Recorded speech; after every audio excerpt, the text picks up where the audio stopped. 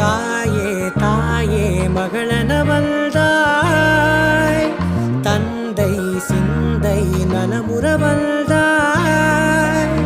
நீயே லோகம் என்று ஆனாய் பெண்ணே, என்னை ஆளும் தெய்வம் நீதான் கண்ணே.